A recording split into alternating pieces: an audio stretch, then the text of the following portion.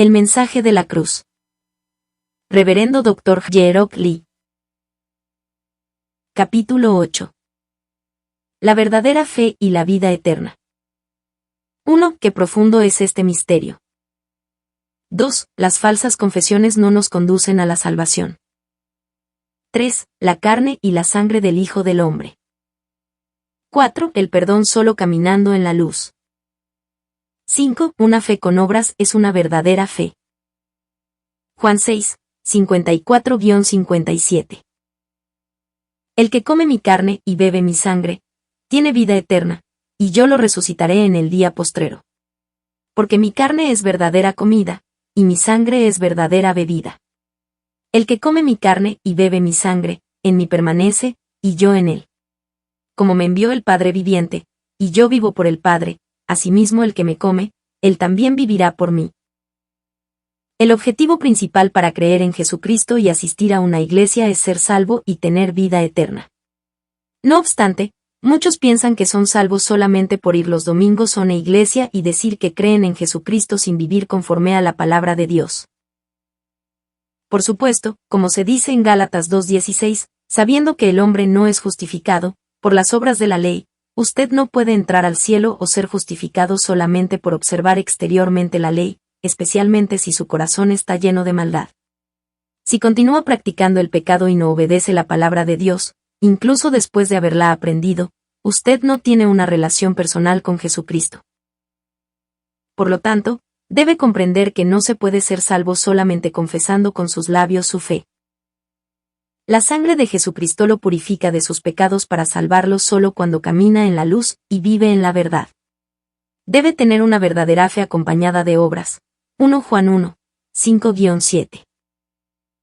Ahora, consideremos cómo se puede tener una verdadera fe para llegar a ser en verdad salvo y tener vida eterna como genuinos hijos de Dios. 1. Qué profundo misterio. En Efesios 5, 31-32 se lee: por esto dejará el hombre a su padre y a su madre, y se unirá a su mujer, y los dos serán una sola carne. Grande es este misterio, pero yo me refiero a Cristo y a la Iglesia. Es normal que las personas cuando se casan o ya son adultas dejen a sus padres, y se unan a su esposo o esposa. Entonces, ¿por qué dijo Dios que este era un profundo misterio? Si interpreta y entiende literalmente este versículo, no sabrá cuál es este profundo misterio. Sin embargo, se llenará de gozo si entiende el significado espiritual que hay detrás de esto. En este pasaje, la Iglesia se refiere a los hijos de Dios que han recibido el Espíritu Santo. Es decir, Dios compara la relación entre Jesucristo y los creyentes con la unión entre el hombre y la mujer. La pregunta es, ¿cómo se puede dejar el mundo y estar unido a su novio Jesucristo? Si acepta por fe a Jesucristo. Desde que el primer hombre Adán pecara desobedeciendo a Dios, el pecado entró al mundo. Todos sus descendientes llegaron a ser esclavos del pecado e hijos del diablo que gobierna este mundo.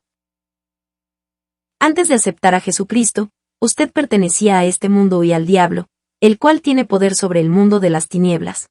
Esto lo confirma el pasaje en Juan 8:44, que dice: vosotros sois de vuestro padre el diablo, y los deseos de vuestro padre queréis hacer, y en 1 Juan 3:8, el que practica el pecado es del diablo. Por lo tanto, cuando acepta a Jesucristo como su Salvador y viene a la luz, recibe la autoridad de un hijo de Dios y se libera del pecado, porque sus pecados son perdonados por la sangre de Jesucristo. Si por fe cree que Jesucristo lo ha redimido de sus pecados llevándolos en la cruz, Dios le da el Espíritu Santo, y hace nacer al Espíritu en su corazón. El Espíritu Santo le enseña la voluntad de Dios para que se comporte y viva conforme a la verdad. Usted llega a ser hijo de Dios guiado por el Espíritu de Dios y entonces puede clamar: Abba Padre. Romanos 8, 14-15, y hereda el reino de los cielos. Qué maravilloso y misterioso es que los que una vez fueron hijos del diablo e iban por el camino de la muerte eterna, se hayan convertido en hijos de Dios y que ahora por fe vayan al cielo. Cuando cree en Jesucristo y se hace uno solo con Él, el Espíritu Santo entra en su corazón y se une a la semilla de vida. Dios creó al primer hombre del polvo y sopló en su nariz aliento de vida. El aliento de vida es la semilla de vida, la vida misma. Por eso, no puede morir nunca y ha sido transmitida a los descendientes de generación en generación a través del espermatozoide y del óvulo del ser humano. Esta semilla de vida está envuelta por el corazón.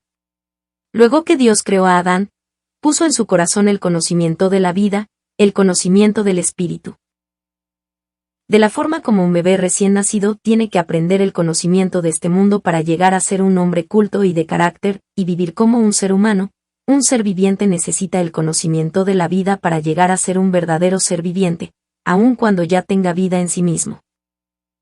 Adán, en un principio, fue lleno solo con el conocimiento del espíritu, es decir, de la verdad. Sin embargo, luego de desobedecer a Dios, la comunicación con Dios se interrumpió. Entonces, poco a poco, comenzó a perder el conocimiento del espíritu, y la mentira ocupó ese lugar en su corazón. A partir de ese momento, el corazón que una vez fue lleno solo con la verdad, se dividió en dos partes, una de verdad y otra de mentira. Por ejemplo, Adán tenía amor en su corazón, pero el diablo puso dentro de él una mentira llamada odio. Producto de ello, como puede verse en Génesis 4, Caín, que nació luego de que Adán pecó, mató a su hermano Abel por envidia y celos. Conforme pasó el tiempo, otra parte comenzó a desarrollarse en el corazón de Adán que se llenó de verdad y de falsedad. Esa parte es llamada naturaleza. Por una parte, usted hereda las características y rasgos de sus padres, por la otra, graba en su mente lo que ve, oye, y aprende juntamente con sus sentimientos. Estas dos forman la naturaleza. Esta parte es a menudo llamada conciencia, y se forma de manera diversa dependiendo de la clase de personas a las que conozca, el tipo de libros que lea y las circunstancias en las cuales haya sido criado. Por ejemplo, al ver un mismo suceso o persona, alguno dice, eso es malo. Mientras otros pueden decir, eso es bueno, o eso es correcto. Por lo tanto, cuando uno examina su corazón debe tener en cuenta que hay una parte de verdad, que pertenece a Dios, una parte de mentira o de falsedad, que ha sido puesta por Satanás, y otra que corresponde a nuestra naturaleza formada como resultado de esas dos partes. El Espíritu Santo unido con la semilla de vida en el corazón. En el caso de Adán, estas tres partes envolvían la semilla de vida que Dios le había puesto en el corazón. Es en este contexto, cuando la palabra de Dios, de cierto morirás, se llegó a cumplir luego que Adán comiera del árbol del conocimiento del bien y del mal. Incluso, aun cuando la semilla de vida exista, si no funciona, es como si estuviera muerta. Por ejemplo, cuando se siembra en un campo, no todas las semillas brotan o germinan porque algunas de ellas están ya muertas. No obstante, si las semillas están vivas, de seguro germinarán. Lo mismo sucede con los seres humanos. Si la semilla de vida que Dios le ha dado estuviera completamente muerta, y no pudiera revivir, Dios no hubiera tenido necesidad de enviar a Jesucristo para salvar a los seres humanos, ni hubiera creado el cielo ni el infierno. Sin embargo, la semilla de vida plantada en el hombre cuando Dios le sopló aliento de vida es eterna. Cuando recibe el Evangelio, la semilla de vida vuelve a vivir, mientras más amplia sea la porción de verdad en su corazón, más fácilmente aceptará el Evangelio. Todo aquel que escuche el mensaje de la cruz y acepte a Jesucristo, recibe el Espíritu Santo. En ese momento, la semilla de vida que está en su corazón se une con el Espíritu Santo y vuelve a nacer. Por otra parte, las personas con una conciencia cauterizada no dan oportunidad para que, entre el Evangelio, porque su corazón está completamente envuelto por la mentira y la falsedad, y oculta la semilla de vida en sus corazones. La semilla de vida que ha estado como el grano muerto tiene poder para cumplir su función cuando se combina con el gran poder de Dios, el Espíritu Santo. Para ser un hombre espiritual. En la medida en que asista a los cultos de adoración en la iglesia, comprenderá la palabra de Dios, y dedicará más tiempo a la oración, y la gracia y la fuerza del poder de Dios vendrán sobre usted y lo capacitarán para vivir conforme al Espíritu Santo. A través de este proceso, su corazón y su espíritu llegan a ser uno, transformándose más y más a la verdad, removiendo lo falso y reemplazándolo con la verdad. Si el corazón de uno está completamente saturado con el conocimiento del espíritu y de la verdad, el corazón se convierte en un corazón espiritual, como el que tuvo en el principio Adán. si no dedica tiempo a la oración, usted aparentará ser leal o fiel, y sin embargo actuará de acuerdo con su propia naturaleza. El Espíritu Santo no podrá hacer nacer el Espíritu en su interior, y será todavía un hombre carnal. Más aún, no podrá andar según el Espíritu si no derriba sus propios pensamientos y argumentos, aun cuando que ore diligentemente o por mucho tiempo. Por lo tanto, no podrá ser transformado en un hombre espiritual. El Espíritu Santo capacita su corazón a pensar conforme a la verdad. Esto es, a vivir siguiendo los deseos del Espíritu Santo. Satanás también opera de la misma manera para guiarlo por el camino de la destrucción, tentándolo a seguir sus pensamientos carnales en la medida en que aún tenga falsedad y mentira en su corazón. Por lo tanto, debe desechar todo pensamiento carnal y toda arrogancia, como se lee en 2 Corintios 10, 5, derribando argumentos y toda altivez que se levanta contra el conocimiento de Dios, y llevando cautivo todo pensamiento a la obediencia a Cristo. Cuando obedece la palabra de Dios, diciendo, sí y sigue los deseos del Espíritu Santo, su corazón se llenará solo de la verdad, y entonces llegará a ser un hombre espiritual perfectamente santificado. Podrá recibir todo lo que pida. Se vuelve uno con el Señor cuando echa fuera toda falsedad y mentira, cuando rompe con todo tipo de autojustificación propia, volviendo a nacer en el Espíritu por el Espíritu Santo, y haciendo que su corazón sea tan limpio como el corazón del Señor Jesucristo. Un hombre y una mujer llegan a ser una sola carne y engendran un bebé por la unión del espermatozoide y el óvulo. Igualmente, cuando deja el mundo y se vuelve uno con Jesucristo, aceptándolo como su novio, usted nacerá en el Espíritu por el Espíritu Santo y recibirá abundantes bendiciones por ser un hijo de Dios. Como se declara en Romanos 12:3, hay medidas de fe, y recibirá respuestas a sus peticiones de acuerdo con estas medidas. En 1 Juan 2:12 y los versículos subsiguientes, el crecimiento de la fe es comparado con el proceso de crecimiento de los seres humanos. Aquellos que aceptan a Jesucristo, son salvos y reciben el Espíritu Santo, tienen la fe de un bebé. 1 Juan 2:12. Los que tratan de vivir de acuerdo con la verdad de la palabra tienen la fe de un niño. 1 Juan 2:13. Cuando crecen de este nivel y, efectivamente, aplican la verdad y la ponen en práctica, tienen la fe de un joven. 1 Juan 2:13. Si crecen aún más, tendrán la fe de un padre. 1 Juan 2:13. Al leer de Job en el Antiguo Testamento a Job, vemos que Dios reconoció que era un hombre recto e irreprochable, pero cuando Satanás lo desafió, Dios le permitió que lo probara. Primero, Job insistió en su rectitud. No obstante, pronto se dio cuenta de su maldad, y cuando la maldad en su naturaleza fue expuesta por la prueba, se arrepintió frente a Dios. La arrogancia de Job se derribó y a los ojos de Dios su corazón llegó a ser justo y puro. Solo entonces Dios pudo bendecirlo más abundantemente, aumentando al doble de todo lo que antes poseía. De la misma manera, si alcanza la medida de fe de un padre, que es el nivel de fe más alto al derribar su propia altivez, y llega a ser uno con el Señor, podrá recibir sobreabundantes bendiciones como hijo de Dios.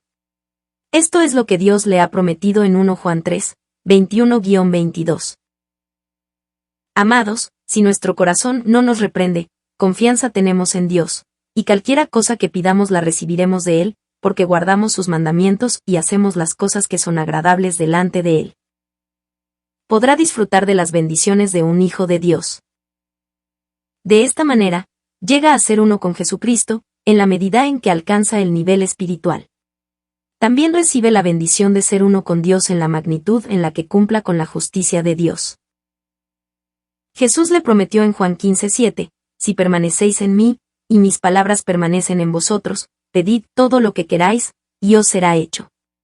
También en Juan 17:21, se cita, para que todos sean uno, como tú, oh Padre, en mí, y yo en ti, que también ellos sean uno en nosotros, para que el mundo crea que tú me enviaste. Igualmente, si está unido al Señor, y no es parte de este mundo gobernado por el poder de las tinieblas del diablo, será uno con Dios Padre. Sobre esto, Gálatas 4:7 dice lo siguiente. Pero cuando vino el cumplimiento del tiempo, Dios envió a su Hijo, nacido de mujer y nacido bajo la ley, para redimir a los que estaban bajo la ley, a fin de que recibiéramos la adopción de hijos. Y por cuanto sois hijos, Dios envió a vuestros corazones el Espíritu de su Hijo, el cual clama, Abba Padre. Así que ya no eres esclavo, sino hijo, y si hijo, también heredero de Dios por medio de Cristo. De la manera como las personas heredan propiedades de sus padres, así se hereda el reino de Dios cuando se llega hacia su Hijo aceptando a Jesucristo. Es decir, los hijos del diablo heredan el infierno del diablo, y los hijos de Dios heredan el cielo de Dios. No obstante, debe tener en cuenta que los que no nacen en el Espíritu por el Espíritu Santo deberán ir al infierno porque el cielo es un lugar puro, lleno solo de la verdad, y en la medida en que su espíritu sea íntegro y llegue a ser uno con Dios, alcanzará la gloria de vivir más cerca de Dios en el cielo. Por lo tanto, espero que pueda recibir la bendición de la vida eterna aceptando a Jesucristo como su novio y llegando a ser uno con el Señor Jesús y con Dios Padre, echando fuera toda mentira y altivez. De esta manera, podrá glorificar a Dios. 2. Las falsas confesiones no conducen a la salvación. Cuando está unido por fe a Jesucristo, Él será su verdadero novio, que lo guiará por el camino de la vida eterna y de la bendición. Si se asemeja al corazón de su Jesucristo y alcanza una fe perfecta, no solo heredará el reino de los cielos, sino que también resplandecerá como el sol en los cielos. Cuando lee cuidadosamente la Biblia, encontrará que algunos que declaraban creer en Dios no fueron salvos. En Mateo 25, tenemos la parábola de las 10 vírgenes. 5 vírgenes sabias que se habían provisto del aceite fueron salvas, pero las otras 5 vírgenes imprudentes no pudieron ser salvas. Del mismo modo, aun cuando todos afirman tener fe, Dios claramente nos dice en la Biblia quiénes pueden y quiénes no pueden ser salvos. De esta forma, podrá saber sin duda alguna cómo debe vivir a fin de ser salvo. Claramente se nos dice en Mateo 7:21, no todo el que me dice, Señor, Señor, entrará en el reino de los cielos, sino el que hace la voluntad de mi Padre que está en los cielos. Si llama a Jesús Señor, Señor, significa que cree que Jesús es el Cristo. No obstante, no puede ser salvo solamente por llamar al Señor por su nombre, y solo asistir los domingos a la iglesia. Los que practican la maldad no pueden ser salvos. Dios dice acerca del juicio en Mateo 13, 40-42. De manera que, así como se arranca la cizaña y se quema en el fuego, así será en el fin de este mundo. Enviará el Hijo del Hombre a sus ángeles y recogerán de su reino a todos los que sirven de tropiezo y a los que hacen maldad, y los echarán en el horno de fuego. Allí será el lloro y el crujir de dientes. Cuando un labrador cosecha, junta el trigo en su granero, pero quema la paja al fuego. De la misma forma, Dios le está diciendo que aquellos que no son rectos a los ojos de Dios deben enfrentar el castigo. A todos los que sirven de tropiezo, se refiere a todos aquellos que afirman creer en Dios, pero tientan a sus hermanos en Cristo y los hacen perder su fe. Por lo tanto, usted no será salvo si induce a la gente a pecar y a hacer lo malo. Entonces, ¿qué es hacer lo malo? En 1 Juan 3:4, se lee que, todo aquel que comete pecado, infringe también la ley, pues el pecado es infracción de la ley. Exactamente como todos los países tienen su propio código de leyes, en el reino de Dios también hay una ley espiritual. La ley del reino espiritual es la palabra de Dios escrita en la Biblia. Cualquiera que viole la palabra de Dios es condenado de la misma forma como si alguien que infringiera la ley fuera procesado de acuerdo con el orden legal. Por lo tanto, violar la palabra de Dios es hacer lo malo, y, por ende, es pecado. La ley de Dios puede ser clasificada en forma general en 4 categorías: hacer, no hacer, guardar, y echar fuera. Dado que Dios es luz y desea que sus hijos vivan en la luz, les dice que hagan lo que es correcto, y que no hagan lo que es incorrecto, que cumplan y guarden los deberes y obligaciones de un hijo de Dios, y que echen fuera todo lo que Dios rechaza o aborrece. En Deuteronomio 10:13, Dios nos pide que guarde los mandamientos de Jehová y sus estatutos, que yo te prescribo hoy para que tenga prosperidad. Por una parte, recibirá bendiciones si pone en práctica la palabra de Dios. Por otra parte, si no vive por la palabra, recibirá la muerte eterna por la maldad y el pecado. Gálatas 5, 19-21 resalta que manifiestas son las obras de la carne, que son adulterio, fornicación, inmundicia, lujuria, idolatría, hechicerías, enemistades, pleitos, celos, iras, contiendas, divisiones, herejías, envidias, homicidios, borracheras, orgías, y cosas semejantes a estas. En cuanto a esto, os advierto, como ya os he dicho antes, que los que practican tales cosas no heredarán el reino de Dios. Inmoralidad sexual y adulterio se refiere a toda clase de impureza sexual y a no permanecer puro, incluyendo el tener relaciones sexuales antes del matrimonio. Inmundicia significa acciones desordenadas provenientes de la naturaleza pecaminosa que van más allá del sentido común. Lujuria o libertinaje es cuando uno continúa practicando el pecado de inmoralidad sexual y vive adulterando en palabras y en hechos. Idolatría es adorar objetos, como pinturas, estampas, medallas, cruces, etc. que están hechos de oro, plata, bronce o cualquier otro material, o cuando se ama cualquier cosa o a cualquier persona más que a Dios. Hechicería es atraer o seducir a alguien sutilmente por medio de mentiras y además toda práctica espiritista satánica, acudir a magos, adivinos, etc. Enemistades es tener el deseo de arruinar a otra persona por enemistad, es lo opuesto al amor. Pleitos, o discordias, se refiere a la acción de luchar para buscar el auto-beneficio y la autoridad.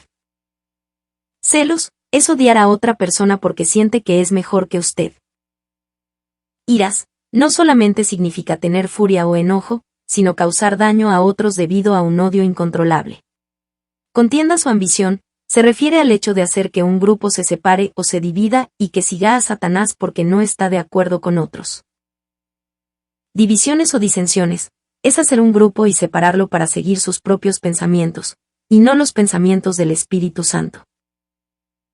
Herejías, se refiere a negar la Trinidad de Dios, negar que Jesús vino en carne, que derramó su sangre para redimir a los seres humanos y que llegó a ser el Cristo.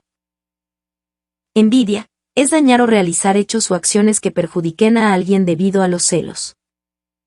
Borracheras, es el hecho de beber alcohol y orgías, significa no solo emborracharse, llevar una vida indulgente y falta de control, sino también fracasar en cumplir los deberes propios de un esposo o padre. Además, cosas semejantes a estas, significa que hay muchas cosas pecaminosas similares a estas y aquellos que hagan estos no serán salvos. Pecados que son de muerte y pecados que no son de muerte. En este mundo se considera pecado, cuando el efecto o la consecuencia de ese pecado es visible o causa algún daño físico al prójimo que puede comprobarse por evidencias palpables. No obstante, Dios que es luz, nos dice que no solamente los hechos pecaminosos son pecados sino también toda cosa o deseo oscuro que vaya en contra de la luz. Incluso, aun cuando no sean manifiestos o se puedan ver, todo deseo pecaminoso en su corazón, tales como el odio, la envidia, los celos, la lujuria, juzgar a otros, condenar, insensibilidad o crueldad y tener una mente deshonesta, son tanto maldades como pecados. Por eso Dios nos dice, pero yo os digo que cualquiera que mira a una mujer para codiciarla, ya adulteró con ella en su corazón, Mateo 5:28, y todo aquel que odia a su hermano es homicida, 1 Juan 3:15. Además, en Romanos 14:23 se dice, y todo lo que no proviene de fe es pecado, y en Santiago 4:17 se lee que, el que sabe hacer lo bueno y no lo hace, comete pecado. Por eso, debe reconocer que no hacer lo que Dios desea y manda es pecado y desobediencia. Sin embargo, se podría entonces afirmar que todos los que cometen estos pecados morirán indefectiblemente. En primer lugar, debe comprender lo que es vivir por fe.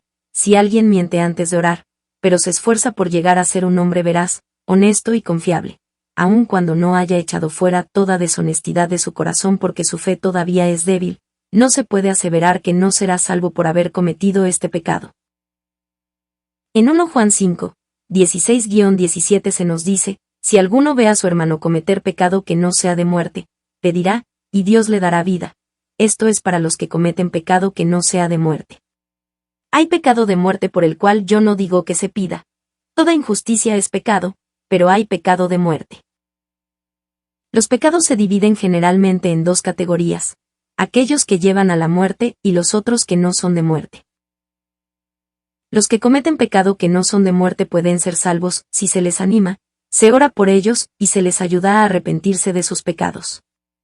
No obstante, si uno comete pecado de muerte, no podrá ser salvo, incluso si se ora por él. En algunas ocasiones, las personas consideran justificable y normal mentir para su propio beneficio, o engañar, mientras no se dañe a otros. Sin embargo, usted reconoce que es pecador cuando se da cuenta de la verdad, a pesar de que haya podido pensar que ha vivido una vida recta antes de creer en Dios. Dios le muestra no solo los pecados que se pueden ver, sino también los malos pensamientos en su corazón, que también son pecado. Toda maldad o acciones incorrectas son pecados y la paga del pecado es la muerte. No obstante, Jesucristo al derramar su sangre en la cruz ha perdonado todos sus pecados del pasado, presente y futuro, si se arrepiente genuinamente. Hay pecados que pueden ser perdonados por el poder de la sangre de Jesús, cuando se arrepiente y se aparta de ellos. Estos son pecados que no conducen a la muerte. Si no se arrepiente, sino que continúa pecando, su conciencia se endurecerá. Entonces, eventualmente, no podrá recibir el espíritu de arrepentimiento si comete algún pecado que lo lleve a la muerte. Así, sus pecados no podrán ser perdonados, aun si intenta arrepentirse. No hay salvación cuando se comete pecados que conducen a la muerte. Ahora, demos una mirada a las 3 clases de pecados que conducen a la muerte: blasfemar contra el Espíritu, deshonrar repetidamente en público al Hijo de Dios, y continuar pecando deliberadamente. Blasfemar contra el Espíritu Santo. Hay 3 aspectos que abarca la blasfemia contra el Espíritu Santo. Se comete blasfemia contra el Espíritu cuando se habla en contra del Espíritu Santo, cuando se opone al obrar del Espíritu Santo y cuando se deshonra al Espíritu Santo. Por lo tanto os digo, todo pecado y blasfemia será perdonado a los hombres, pero la blasfemia contra el Espíritu no le será perdonada. Cualquiera que diga alguna palabra contra el Hijo del Hombre, será perdonado, pero el que hable contra el Espíritu Santo, no será perdonado, ni en este siglo ni en el venidero. Mateo 12, 31-33. Todo aquel que diga alguna palabra contra el Hijo del Hombre, será perdonado, pero el que blasfeme contra el Espíritu Santo, no será perdonado. Lucas 12:10. Primero, hablar contra el Espíritu Santo, es obstaculizar o tratar de impedir que el reino de Dios se cumpla al impedir el obrar del Espíritu Santo debido a nuestro propio criterio y voluntad. Por ejemplo, hablar contra el Espíritu Santo es cuando usted se opone al obrar de Dios porque no está de acuerdo con su propia manera de pensar, aun cuando es la obra del Espíritu Santo. Si condena o califica a un siervo de Dios como hereje cuando de hecho no lo es, y obstaculiza el obrar del Espíritu Santo, esto es un grave pecado ante Dios que no puede ser perdonado. Por tanto, debe poder discernir y distinguir entre los espíritus de acuerdo con la verdad. Por supuesto, se debe ser firme al advertir a las personas de este hecho, y no se debe permitir ni tolerar el comportamiento de algunos que procuran contaminar a otros con este espíritu de maldad, ni menos que tengan una conducta abiertamente herética en contra de Dios. En Tito 3:10 se lee, al que cause divisiones, después de una y otra amonestación deséchalo. Hoy en día, mucha gente condena y califica como heréticas o incluso persiguen de muchas formas a algunas iglesias que reconocen la Trinidad de Dios y que manifiestan las obras del Espíritu Santo, debido a que estas personas no son capaces de distinguir o discernir los espíritus. Aun cuando afirman creer en Dios, no tienen el suficiente conocimiento bíblico sobre la herejía. Algunas veces no saben, ni siquiera, la definición de herejía. En el caso que algunas personas persigan a otras debido a la falta de un conocimiento preciso y apropiado sobre este tema, si se arrepienten y dejan de condenar y de juzgar, pueden ser perdonados. Sin embargo, si continúan estorbando el obrar de Dios con mala intención y por celos, aun sabiendo que es una manifestación del Espíritu Santo, nunca podrán ser perdonados. Se puede encontrar un ejemplo de esto en la Biblia. En Marcos 3, cuando Jesús realizaba prodigios y señales milagrosas, aquellos que estaban celosos de él esparcieron el rumor que estaba loco. El rumor se esparció tan rápidamente que los miembros de su familia que vivían lejos vinieron para sacarlo de la multitud. Los maestros de la ley y los fariseos criticaron a Jesús diciendo, pero los escribas que habían venido de Jerusalén, decían que tenía a Belcebú, y que por el príncipe de los demonios echaba fuera los demonios. Marcos 3:22. Ellos conocían perfectamente la palabra de Dios. Sabían muy bien la ley y la enseñaban al pueblo, y sin embargo, aún así se oponían a la obra de Dios debido a los celos y a la envidia que sentían por Jesús. Segundo, oponerse al obrar del Espíritu Santo, es desafiar o despreciar la voz del Espíritu Santo que Dios ha enviado, o juzgar y condenar las obras del Espíritu Santo, tratando de perjudicar a otras personas. Por ejemplo, hablar en contra del Espíritu Santo es esparcir rumores, fraguar documentos o condenar al pastor de una iglesia en donde se manifiesta el obrar del Espíritu Santo, condenándolo como hereje, con el propósito de impedir los cultos y servicios y obstaculizar el avivamiento que experimenta esa iglesia. ¿Qué significa entonces, cualquiera que hable una palabra contra el Hijo del Hombre se le perdonará?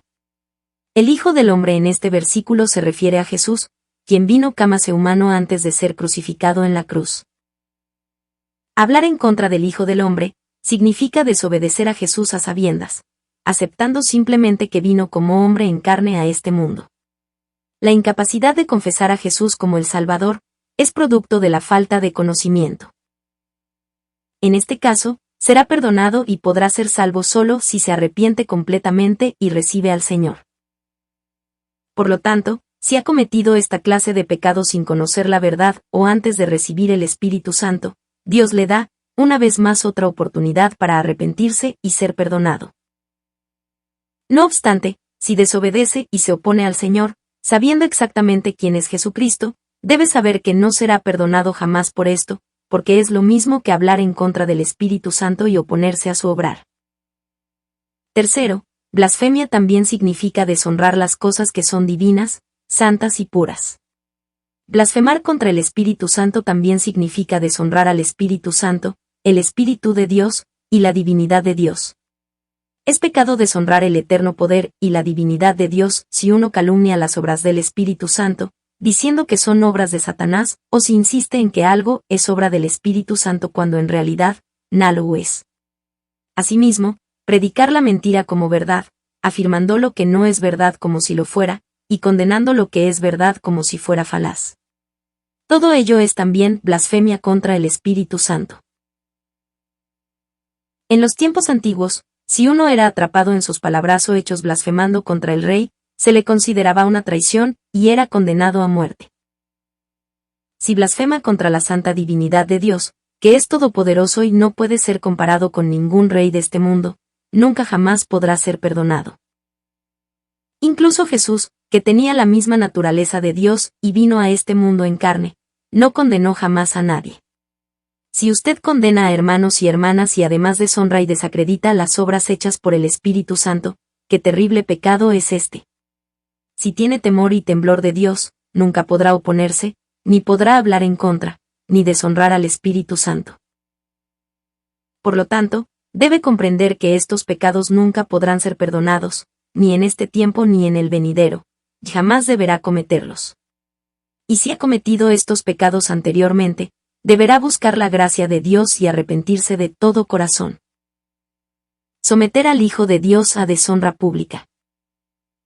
Crucificar al Hijo de Dios otra vez y someterlo a la deshonra pública conduce a la muerte, como está escrito en el capítulo 6 de la carta a los Hebreos. Es imposible que los que una vez fueron iluminados, gustaron del don celestial, fueron hechos partícipes del Espíritu Santo y asimismo gustaron de la buena palabra de Dios y los poderes del mundo venidero, y recayeron, sean otra vez renovados para arrepentimiento, crucificando de nuevo para sí mismos, al Hijo de Dios y exponiéndolo a la burla. Hebreos 6, 4-6. Algunas personas dejan la iglesia y a Dios debido a las tentaciones de este mundo y caen, deshonrando a Dios, incluso aun cuando han recibido el Espíritu Santo, saben que hay un cielo y un infierno y creen en la palabra de verdad. Decimos que ellos cometieron el pecado de crucificar al Hijo de Dios de nuevo, y exponerlo a la burla o a la deshonra pública. Esta clase de personas, controladas por Satanás, no solamente cometen muchos pecados, sino incluso niegan a Dios y acosan y humillan a la iglesia y a los creyentes, han entregado su conciencia a Satanás, por lo que sus corazones están en tinieblas y en oscuridad. Por eso, no desean arrepentirse y el espíritu de arrepentimiento no viene sobre ellos. No tienen ninguna posibilidad para arrepentirse y, por lo tanto, nunca podrán ser perdonados. Judas Iscariote cometió este pecado. Él era uno de los 12 discípulos de Jesús. Presenció muchas señales y prodigios, pero se volvió codicioso y vendió a Jesús por 30 monedas de plata. Luego su conciencia lo martirizó y se llenó de remordimiento y dolor, pero el espíritu de arrepentimiento no vino sobre Judas. Su pecado no podía ser perdonado, y finalmente se suicidó porque la culpa no lo dejaba de atormentar. Mateo 27, 3-5. Continuar pecando deliberadamente. El último pecado que lleva a la muerte es continuar pecando deliberadamente luego de haber recibido el conocimiento de la verdad. Si pecamos voluntariamente después de haber recibido el conocimiento de la verdad, ya no queda más sacrificio por los pecados, sino una horrenda expectación de juicio y de hervor de fuego que ha de devorar a los adversarios. Hebreos 10, 26-27. El pecar deliberadamente después de haber recibido el conocimiento de la verdad, significa hacer repetidamente cosas ilícitas o prohibidas que Dios no perdona. También quiere decir que, conociendo que algo es pecado se hace exactamente como el perro que vuelve a su vómito, y la puerca lavada a revolcarse en el cieno. 2 Pedro 2:22. Por ejemplo, cuando David, quien amaba mucho a Dios, cometió adulterio, ese pecado dio origen a muchos otros que lo llevaron incluso a asesinar a uno de sus más leales soldados. No obstante, cuando el profeta Natán le señaló su pecado, inmediatamente el rey David se arrepintió. Sin embargo, el rey Saúl continuó pecando, incluso luego de que el profeta Samuel le señalara su pecado. David se arrepintió y fue bendecido de Dios, mientras que Dios se alejó de Saúl porque no se arrepintió y continuó pecando. También, Balaam, que era un profeta con autoridad para bendecir y maldecir, pero que se comprometió con este mundo para obtener riqueza y fama, tuvo un fin miserable. El Espíritu Santo se apaga en los corazones de aquellos que pecan voluntariamente porque Dios les da la espalda. En consecuencia, pierden su fe y hacen cosas equivocadas y malvadas, controlados por el diablo. Finalmente, el Espíritu Santo se debilitará hasta desaparecer, y no podrán ser salvos porque no pudieron arrepentirse y sus nombres serán borrados del libro de la vida. Apocalipsis 3:5. Hay gente que continúa pecando porque ha conocido a Dios solo por medio de su entendimiento, pero en su corazón no cree realmente en Él. Sus pecados pueden ser perdonados y llegan a ser salvos cuando se arrepienten completamente de todo corazón y logran tener verdadera fe. Por lo tanto, debe saber que no será salvo si peca voluntariamente, cediendo a los deseos de la naturaleza pecaminosa, incluso si en algún momento ha llegado a conocer la verdad, o ha creído en el cielo y el infierno, o ha experimentado la abundante gracia de Dios. Hebreos 6. Espero que pueda entender cabalmente que todo pecado es desobediencia a Dios, y Dios los aborrece, aun cuando alguno de estos no lo lleven a la muerte eterna. Por favor, sea un creyente sabio, y no permita ni cometa ninguna clase de pecado. 3. La carne y la sangre del Hijo del Hombre. A fin de tener una vida saludable, uno debe consumir alimentos y bebidas apropiadas. De la misma forma, para mantener un espíritu saludable y alcanzar la vida eterna, uno debe comer la carne y beber la sangre del Hijo del Hombre. Ahora, vamos a aprender lo que es la carne y la sangre del Hijo del Hombre, y por qué debemos comer su carne y beber su sangre para alcanzar la vida eterna, basados en el siguiente texto de Juan 6, 53-55. Jesús les dijo: de cierto, os digo, si no coméis la carne del Hijo del Hombre y bebéis su sangre no tenéis vida en vosotros. El que come mi carne y bebe mi sangre tiene vida eterna, y yo lo resucitaré en el día final, porque mi carne es verdadera comida y mi sangre es verdadera bebida. ¿Qué es la carne del Hijo del Hombre? En la Biblia, Jesús nos da a entender por medio de muchas parábolas los secretos del cielo y de la voluntad de Dios. Para las personas que viven en este mundo tridimensional, es muy difícil entender la voluntad de Dios, que mora en el cielo en un mundo espiritual de 4 dimensiones. Por eso, Jesús comparó las cosas celestiales con cosas inanimadas, con plantas, animales y con otro tipo de formas de vida en este mundo para ayudarnos a comprender mejor la voluntad divina. Por eso Jesús, el unigénito Hijo de Dios, es comparado con la roca y la estrella, que son cosas no dimensionales, con una vid que es unidimensional, con un cordero de 2 dimensiones, y con el Hijo del Hombre que tiene 3 dimensiones. Jesús es llamado el Hijo del Hombre para que la carne del Hijo del Hombre sea la carne de Jesús. En Juan 1:1 se nos dice que, en el principio era el Verbo, y el Verbo estaba con Dios, y el Verbo era Dios. En Juan 1:14 se observa que, y el Verbo se hizo carne y habitó entre nosotros. Lleno de gracia y de verdad, y vimos su gloria, gloria como la del unigénito del Padre. Jesús es el que vino a este mundo en carne como el Verbo o la palabra de Dios. Por tanto, la carne del Hijo del Hombre es la palabra de Dios, que es la verdad misma, y comer la carne del Hijo del Hombre es aprender y entender la palabra de Dios en la Biblia. ¿Qué significa comer la carne del Hijo del Hombre? En Éxodo 12:5 y en los versículos subsiguientes, Jesús es representado como el Cordero. El animal será sin defecto, macho de 1 año, lo tomaréis de las ovejas o de las cabras. Lo guardaréis hasta el día 14 del mes, y lo inmolará toda la congregación del pueblo de Israel entre las 2 tardes.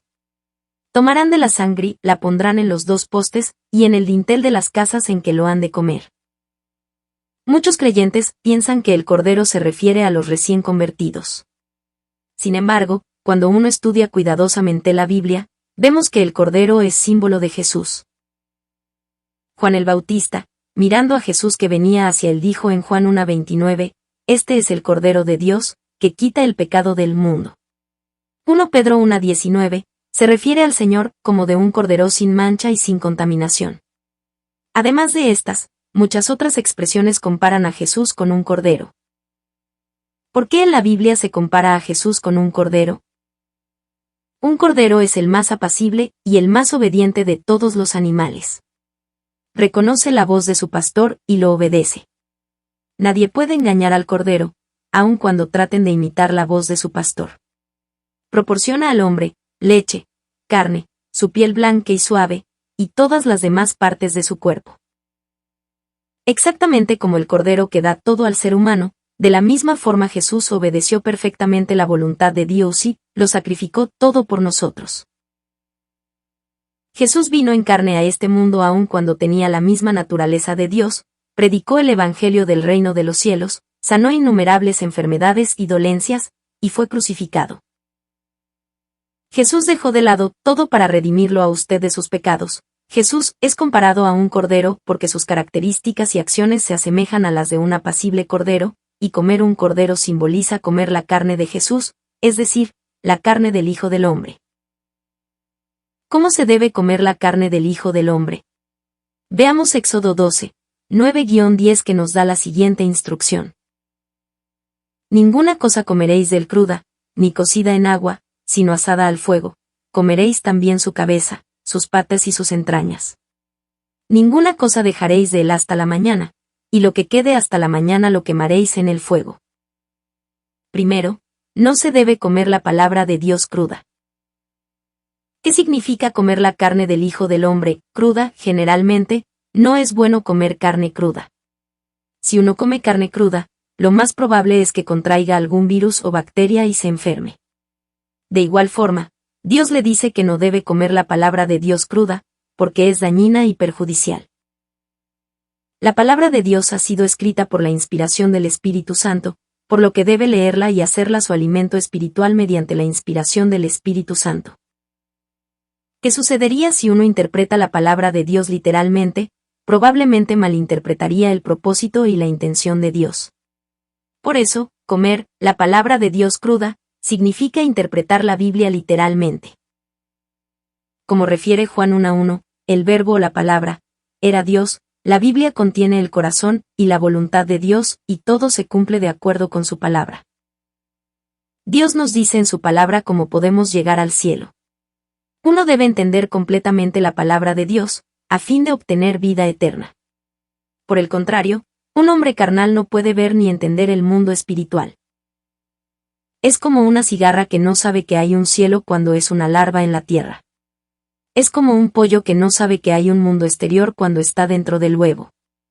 Es como un bebé que no conoce nada del mundo cuando aún está en el vientre de su mamá. Del mismo modo, en tanto se limite a ver el mundo carnal, no conocerá nada acerca del mundo espiritual. Dios le está diciendo que hay otro mundo más allá del tridimensional. Al igual que un pollo que aún no nace, y que tiene que romper su caparazón, usted también tiene que derribar sus propios pensamientos carnales, a fin de entender el reino espiritual. Por ejemplo, Mateo 6:6 dice, pero tú, cuando ores, entra en tu cuarto, cierra la puerta y ora a tu Padre que está en secreto. Si fuera a interpretar este versículo literalmente, siempre tendría que orar en su cuarto. No obstante, no se puede encontrar ningún antecedente en la Biblia que nos muestre algún patriarca de la fe orando en secreto en su cuarto. Jesús no oró en su cuarto, pero sí lo hizo en un monte durante toda la noche, Lucas 6:12, y en lugar solitario muy temprano en la mañana, Marcos 1:35. Además, Daniel oraba 3 veces al día con las ventanas abiertas hacia Jerusalén, Daniel 6:10, y el apóstol Pedro oraba en el tejado, Hechos 10:9.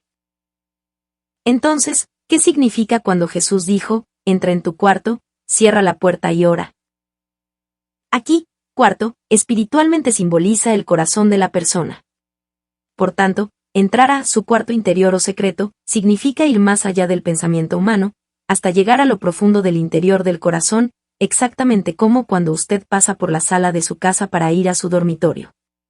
Solamente allí puede orar con todo su corazón. Cuando entra al cuarto secreto, se aísla del exterior. Igualmente, cuando ora tiene que bloquear todos los pensamientos inútiles, preocupaciones y molestias, y orar de todo corazón. Por eso, no debe comer cruda la carne del Hijo del Hombre, no debe interpretar la palabra de Dios literalmente. Estos, debe interpretarla espiritualmente por la inspiración del Espíritu Santo. Segundo, no debe comer la palabra de Dios cocida en agua. ¿Qué significa, no comerás la carne cocida en agua? Significa que no se debe de añadir nada a la palabra de Dios, sino comerla pura. No es correcto predicar la palabra de Dios y mezclarla con política, historias populares, o refranes de personajes históricos.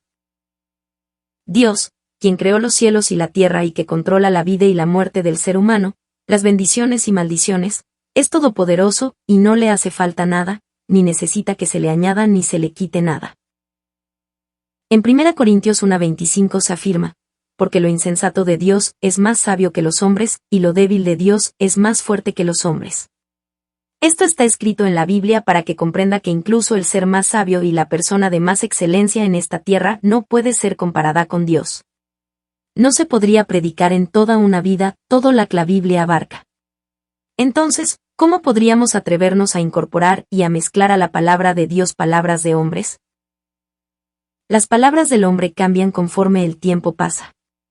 Incluso si hay algo de verdad en ellas, esto ya ha sido dicho en la Biblia, con la sabiduría de Dios. En consecuencia, la primera prioridad al enseñar la Biblia debe ser la palabra pura de Dios. Por supuesto, se pueden dar algunas parábolas o ilustraciones a fin de que las personas entiendan más fácilmente la palabra de Dios y los secretos del mundo espiritual. Debes saber que solo la palabra de Dios es eterna y la más perfecta y completa verdad que conduce a la vida eterna. Por lo tanto, no debe de comer su palabra cocida en agua. Tercero, debe comer la palabra de Dios asada al fuego. ¿Qué significa, asada al fuego, cabeza, piernas y entrañas? Significa que debe hacer de la palabra de Dios, la carne del Hijo del Hombre, su completo y único alimento espiritual, sin excluir absolutamente nada. Por ejemplo, algunos dudan del hecho que Moisés abriera en dos el Mar Rojo. Algunos otros ni siquiera tratan de leer el libro de Levítico, porque los sacrificios en los tiempos del Antiguo Testamento son difíciles de entender. Otras personas dicen que los milagros que Jesús hizo son difíciles de creer, y piensan que esos milagros solo pudieron ocurrir hace 2000 años. Excluyen muchas cosas que les son difíciles de aceptar o que simplemente no encajan dentro del pensamiento humano, y solo tratan de extraer lecciones o enseñanzas morales. Ni siquiera se toman la molestia de recordar ni mucho menos cumplir mandamientos tales como, ama a tus enemigos, o evita toda clase de maldad, porque les parecen demasiado difíciles de obedecer. ¿Será posible que ellos sean salvos? Por eso, no debe ser como los necios que solo toman lo que desean de la Biblia. Debe comer todas las palabras escritas en la Biblia desde Génesis hasta Apocalipsis completamente, asadas al fuego. ¿Qué significa entonces comer la palabra de Dios asada al fuego? El fuego aquí se refiere al fuego del Espíritu Santo. Debe ser lleno e inspirado por el Espíritu Santo cuando lee y escucha la palabra de Dios, porque ha sido escrita por medio de la inspiración del Espíritu Santo. De otra manera, solo será conocimiento y no alimento espiritual. Para comer la palabra de Dios asada al fuego, necesita orar fervientemente. Las oraciones sirven como aceite que viene a ser la fuente o el combustible para la llenura del Espíritu Santo. Si come la palabra de Dios por la inspiración del Espíritu Santo, le será más dulce que la miel. Además, jamás aburrirá de escucharla, no importa si el sermón es muy largo, ya que será tan preciosa para usted y amará el escuchar la palabra de Dios, como un ciervo sediento buscando las corrientes de aguas. Así es como se come la palabra de Dios, asada al fuego.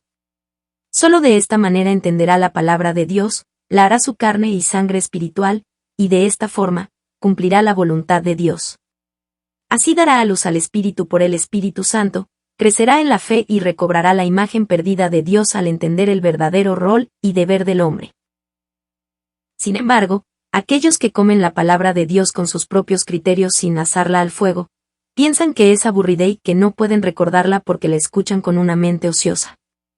No pueden crecer espiritualmente ni vivir una vida verdadera cristiana. Cuarto, no debe dejar para mañana la palabra de Dios. ¿Qué significa? Ninguna cosa dejarás de él hasta la mañana, y lo que quede lo quemarás en el fuego. Significa que debe comer la carne del Hijo del Hombre, la palabra de Dios, durante la noche. El mundo en el cual usted vive ahora es un mundo en tinieblas controlado por el diablo, y puede espiritualmente definirse como noche u oscuridad, cuando nuestro Señor venga de nuevo. Toda oscuridad y tinieblas desaparecerá y todo será restaurado. Será siempre de mañana, un mundo de luz. Por lo tanto, ninguna cosa dejarás de él hasta la mañana, significa que uno debe aprender la palabra de Dios para prepararse como la novia de nuestro Señor Jesucristo, antes de su regreso. Además, sea que la venida del Señor esté cerca o no, uno puede vivir solo 70 u 80 años, y no sabe cuándo se reunirá con el Señor. Hasta que llegue ese momento, usted crecerá espiritualmente en la medida que coma la carne, y beba la sangre del Hijo del Hombre, por lo que debe aprender diligentemente la palabra de Dios y crecer espiritualmente. Si tiene la fe espiritual de un adulto al haber desarrollado constantemente su espíritu, recibirá una gloria semejante a la del sol resplandeciente, cerca del trono de Dios, porque conoce a Dios, quien es el principio de todo, porque cultiva el fruto del Espíritu Santo y las bienaventuranzas, y porque refleja la imagen de Dios. Beber la sangre del Hijo de Dios. Para mantenerse con vida, se debe ingerir alimento, y también beber agua. Si no consume nada de agua, el alimento no podrá ser digerido y morirá. Cuando los alimentos entran a su estómago, se mezclan con agua para ser digeridos, los nutrientes son absorbidos y el desperdicio es echado fuera. De la misma manera, cuando come la carne del Hijo del Hombre, pero no bebe la sangre, no puede digerirla. Por tanto, usted puede alcanzar la vida eterna solo al comer la carne y beber la sangre del Hijo del Hombre. Beber la sangre del Hijo del Hombre es poner en acción por fe la palabra de Dios. Luego que escucha la palabra de Dios, es muy importante actuar o accionar de acuerdo a él, y a esto se llama fe. Si luego de haber escuchado la palabra de Dios no actúa conforme a ella, entonces es inútil que usted la haya escuchado. De la misma forma como los nutrientes son absorbidos y el desperdicio es echado fuera al digerir el alimento, cuando uno actúa de acuerdo a la palabra de Dios, la verdad es absorbida y la mentira es desechada para purificar la suciedad del corazón. ¿Qué es absorber la verdad y echar fuera la mentira? Digamos que ha escuchado la palabra de Dios, no odie, sino ámense los unos a los otros. Si hace de esta palabra su alimento, y actúa de acuerdo a ella, el nutriente llamado amor es absorbido y el desperdicio llamado odio es echado fuera. El corazón automáticamente se vuelve más puro y más veraz al echar fuera la mentira y los malos pensamientos. Actuar conforme a la palabra de Dios. No obstante, si no actúa conforme a la palabra de Dios, no está bebiendo la sangre del Hijo del Hombre. En consecuencia, la palabra de Dios es solo una porción de conocimiento en la mente, y no podrá ser salvo si no actúa conforme a ella. Beber la sangre del Hijo del Hombre, es decir, actuar de acuerdo a la palabra de Dios, no puede ser hecho simplemente por el esfuerzo humano. Usted debe tener la voluntad y el deseo de esforzarse para actuar conforme a la palabra, y luego orar intensamente para recibir la gracia de Dios, su poder, y la ayuda del Espíritu Santo. Si usted pudiera despojarse del pecado por sus propias fuerzas, no hubiera sido necesario crucificar a Jesús ni que Dios enviara el Espíritu Santo. Jesucristo fue crucificado para perdonar nuestros pecados porque nosotros mismos no podemos solucionar el problema de pecado, y Dios envió al Espíritu Santo para ayudarnos a cambiar nuestro corazón en un corazón limpio. El Espíritu Santo, el Espíritu de Dios, ayuda a los hijos de Dios a vivir en la verdad y en la justicia.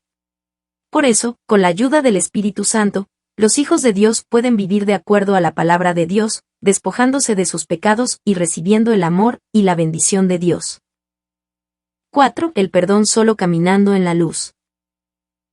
Comer la carne y beber la sangre del Hijo del Hombre, significa que está viviendo en la luz, es decir, que vive conforme a la palabra de Dios. ¿A qué se refiere esto de andar en la luz? Cuando come la carne del Hijo del Hombre, la debe digerir, y esto hace que su corazón se transforme en un corazón veraz, entonces deja de caminar en las tinieblas y comienza a actuar en la luz. Al vivir en la luz, la sangre del Señor lo limpia de los pecados del pasado, del presente y del futuro. Incluso si tiene pecados que aún no han sido removidos, si se arrepiente de todo corazón delante de Dios, esos pecados son perdonados por la gracia de Dios. Aquellos que realmente creen en Dios y procuran tener un corazón recto y justo, ya no son más pecadores, sino hombres justos, y llegan a ser salvos y a tener vida eterna. Dios es luz. En 1 Juan 1:5 leemos que, este es el mensaje que hemos oído de Él, y os anunciamos. Dios es luz, y no hay ningunas tinieblas en Él. El apóstol Juan, que escribió Primera de Juan, fue directamente enseñado por Jesús, quien vino como luz a este mundo, y que es el camino hacia Dios. Asimismo, Juan 1:4-5 dice de Jesús, en él estaba la vida, y la vida era la luz de los hombres. La luz resplandece en las tinieblas y las tinieblas no la dominaron. Jesús declara de sí mismo, yo soy el camino y la verdad y la vida. Nadie viene al Padre sino por mí, Juan 14:6. Por eso, sus discípulos pudieron atestiguar por medio de Jesús el hecho que Dios es luz, y el mensaje que ellos le declaran es que Dios es luz. Espiritualmente, luz significa verdad. ¿Qué es la luz? Espiritualmente, luz significa verdad y la verdad es lo opuesto a la oscuridad. En Efesios 5:8 Dios nos dice, porque en otro tiempo erais tinieblas, pero ahora sois luz en el Señor, andad como hijos de luz. Aquellos que escuchan el mensaje que Dios es luz, y aprenden la verdad de Dios, pueden resplandecer e iluminar este mundo, de la misma forma como la luz echa fuera las tinieblas. Los hijos de luz que actúan conforme a la verdad llevan el fruto de la luz. Por eso Efesios 5:9 afirma, porque el fruto del Espíritu es en toda bondad, justicia y verdad. El amor espiritual descrito en 1 Corintios 13 y el fruto del Espíritu Santo, como amor, gozo, paz, paciencia, bondad, benignidad, fe, templanza y mansedumbre son el fruto de la luz. Por tanto, la luz se refiere a todas las palabras y mandamientos, la palabra que se hacen en bondad, justicia y amor, tales como amarse el uno al otro, orar, guardar el día del Señor, y cumplir con los 10 mandamientos que Dios nos menciona en la Biblia. Espiritualmente, oscuridad significa pecado. Oscuridad se refiere a la condición en la cual no hay luz y espiritualmente significa pecado. Toda falsedad o mentira, que se oponen a la verdad, como las descritas en Romanos 1:29, maldad, envidia, perversidad, avaricia, homicidios, contiendas, engaños, y malicia, murmuraciones, calumnias, enemigos de Dios, insolentes, arrogantes, y soberbios, inventores de males, desobedientes a los padres. Todas estas cosas son oscuridad. La Biblia le dice que deseche todo lo que provenga de la oscuridad, como el robo, homicidio, adulterio y toda clase de maldad. Sin embargo, algunos afirman ser hijos de Dios, a pesar de que no obedecen lo que Dios les manda hacer, sino que hacen precisamente lo contrario, es decir, hacen lo que Dios les ordena no hacer. Esta oscuridad es regida por Satanás y por el diablo y proviene de este mundo y nunca puede estar junto a la luz. Por eso aquellos que actúan en la oscuridad odian la luz y viven lejos de ella. No obstante, los verdaderos hijos de Dios, que es luz y en quien no hay tinieblas, deben alejarse de la oscuridad y vivir en la luz. Solo entonces, podrán tener comunión con Dios y todo les irá bien en sus vidas. La evidencia de tener intimidad con Dios. Normalmente, hay un compañerismo muy íntimo entre padres e hijos basado en el mutuo amor.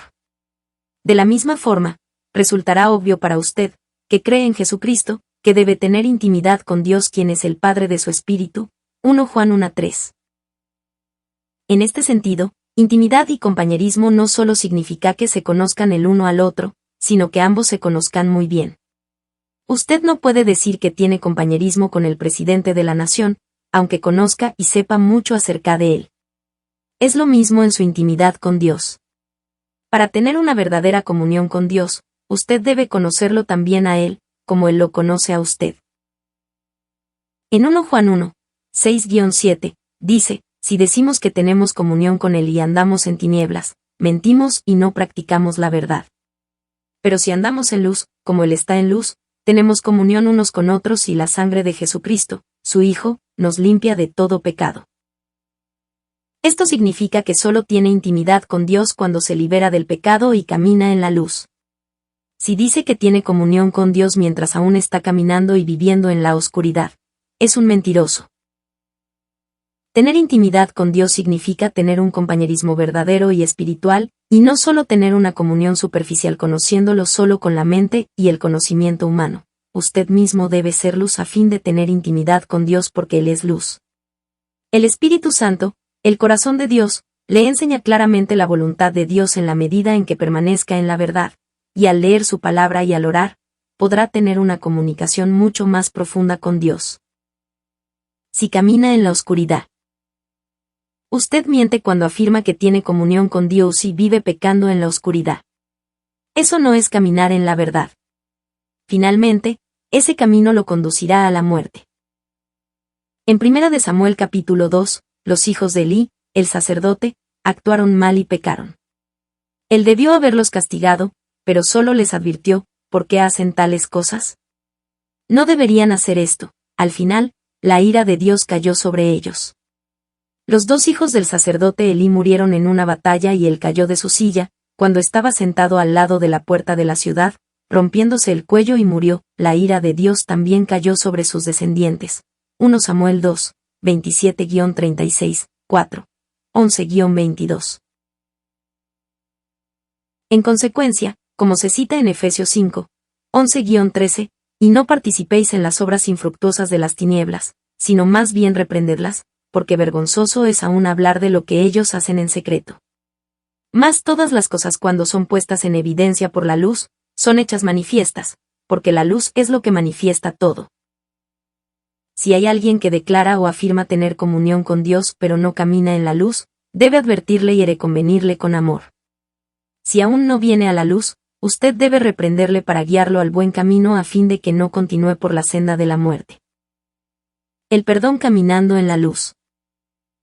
En este mundo hay leyes, y cuando alguien las viola, se le castiga de acuerdo a la gravedad del hecho. No obstante, esa persona no podría evitar en su conciencia el sentimiento de culpa, aun si pagara por el error cometido e incluso si fuera también castigado, porque el daño ya ha sido hecho.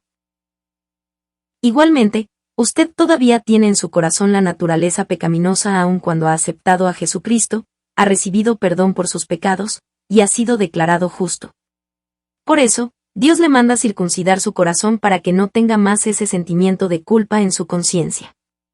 Como se cita en Jeremías 4:4, circuncidaos para Jehová, quitad el prepucio de vuestro corazón, hombres de Judá y moradores de Jerusalén, circuncidar el corazón representa quitar la piel de su corazón. Quitar la piel de su corazón significa obedecer lo que Dios nos manda en la Biblia como, haz esto, no hagas aquello, guarda eso, o desecha lo otro. En otras palabras, significa alejarse de todo lo que está en contra de la palabra de Dios como la mentira, la maldad, la injusticia, la desobediencia y todo lo que representa las tinieblas, limpiando su corazón y llenándolo con la verdad. Por tanto, usted debe diligentemente hacer de la palabra de Dios su alimento, absorber todos sus nutrientes, actuando y viviendo de acuerdo a ella, y echar fuera toda maldad y mentira que pertenecen a las tinieblas. Usted crecerá espiritualmente cuando circuncida su corazón. Cuando llega a ser un hombre de espíritu desechando el pecado y la maldad, tendrá intimidad y comunión con Dios.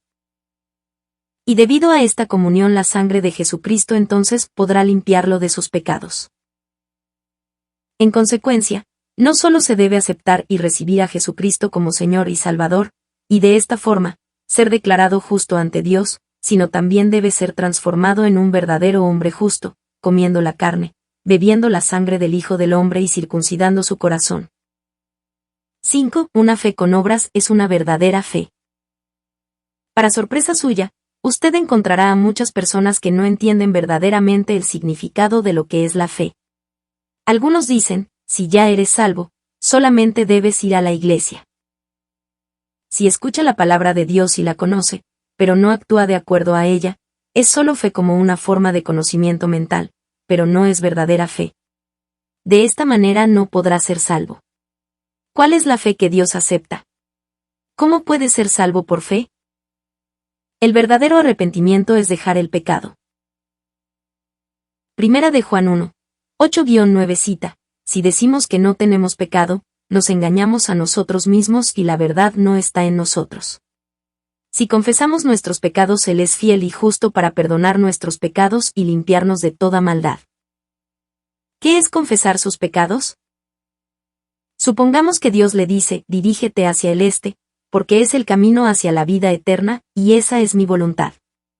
Sin embargo, si continúa dirigiéndose al oeste y dice, Dios, yo debía ir al este, pero estoy yendo al oeste, por favor perdóname. Esa no es una confesión. Esto no es creer ni temer a Dios, sino más bien es burlarse de Él.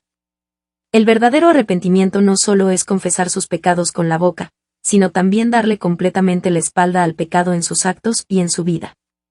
Solo entonces Dios recibirá esta confesión como arrepentimiento y lo perdonará. De la misma forma en que moriría si no comiera ningún alimento aún sabiendo que debe comer para vivir, usted no podrá ser limpio por medio de la sangre del Señor si solo confiesa de labios sus pecados y no se aleja de ellos. Una fe sin obras es una fe muerta. En Santiago 2:22 leemos, ¿no ves que la fe actuó juntamente con sus obras, y que la fe se perfeccionó por las obras?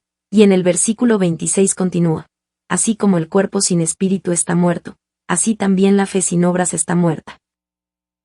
Muchas personas van a la iglesia porque han escuchado que hay un cielo y un infierno. No obstante, como en su corazón no creen verdaderamente en este hecho, sus obras no lo demuestran. Esta es solo fe como conocimiento, y es una fe muerta. Además, si confiesa con sus labios que cree y continúa viviendo en pecado, ¿cómo puede decir que tiene fe? La Biblia dice que el pecado cometido con conocimiento es peor que el pecado que se comete por ignorancia. Cuando confiesa, yo creo, y no lo demuestra con hechos, usted podrá pensar que tiene fe, pero Dios no reconoce esto como verdadera fe.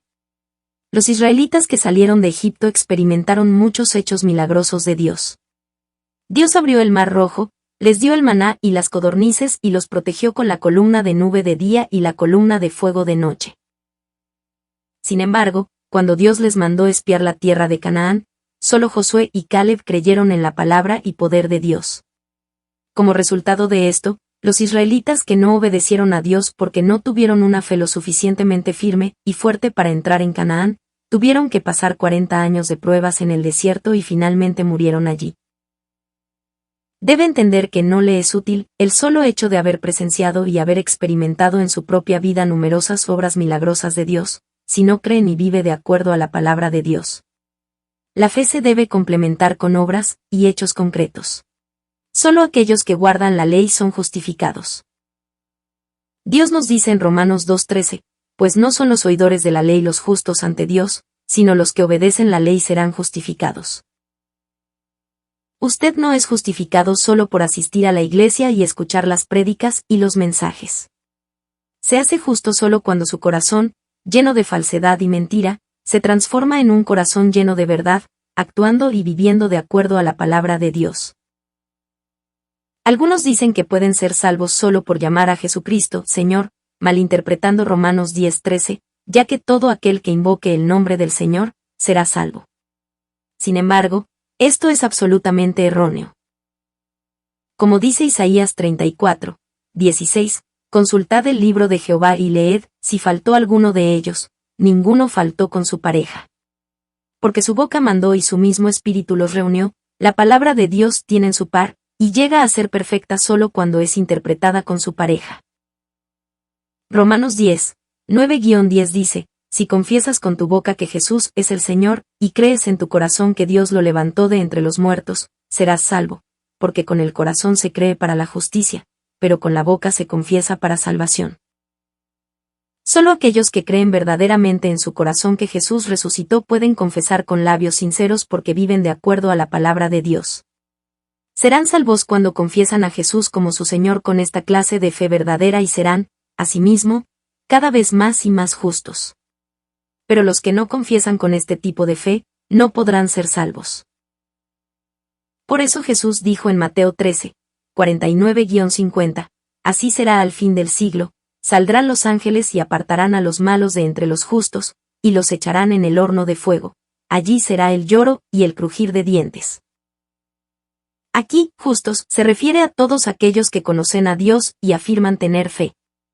Separar a los malos de los justos significa que los que no actúan de acuerdo a la palabra de Dios no pueden ser salvos, aunque asistan a una iglesia y vivan aparentemente como cristianos. Dios desea realmente la circuncisión del corazón. Dios anhela que sus hijos sean santos y perfectos. Por eso, en 1 Pedro 1:15 se señala, sino, como aquel que os llamó es santo, sed también vosotros santos en toda vuestra manera de vivir, y en Mateo 5:48, sed, pues, vosotros perfectos como vuestro Padre que está en los cielos es perfecto. En el Antiguo Testamento, las personas eran salvas por sus obras como representación de lo que había de venir. Sin embargo, en el Nuevo Testamento cuando Jesucristo cumplió con amor la ley, usted es salvo por fe. Ser salvo por obras significa que, aun teniendo, por ejemplo, un corazón impío para asesinar, odiar, cometer adulterio, mentir, y otras cosas, esto no era considerado pecado a menos que se concretara en hechos. En el Antiguo Testamento, Dios no condenó al pueblo a menos que hiciera obras, acciones, o hechos malos porque no podían por sí mismos, y sin el Espíritu Santo echar fuera sus pecados. Sin embargo, en el Nuevo Testamento, se es salvo solo cuando circuncida su corazón por fe y con la ayuda del Espíritu Santo, ya que el Espíritu mora en usted. El Espíritu Santo hace que sea consciente de la diferencia entre pecado y justicia y del juicio que ello implica, y le capacita para vivir una vida cristiana de acuerdo a la palabra de Dios. Por eso, puede desechar la mentira y circuncidar su corazón con la ayuda del Espíritu Santo. Debe entender que Dios realmente le pide circuncidar su corazón, despojarse de todo pecado, ser santo, y ser partícipe de la naturaleza divina. El apóstol Pablo sabía la voluntad de Dios y enseñó la importancia de la circuncisión del corazón, y no de la carne, Romanos 2:28-29. Aconsejaba resistir hasta derramar sangre en la lucha contra el pecado, puesto los ojos en Jesús, el autor y el consumador de nuestra fe, Hebreos 12:1-4. Espero que tenga una verdadera fe acompañada con obras y que comprenda que no puede entrar al cielo tan solo clamando Señor, Señor, sino únicamente caminando en la luz y circuncidando su corazón.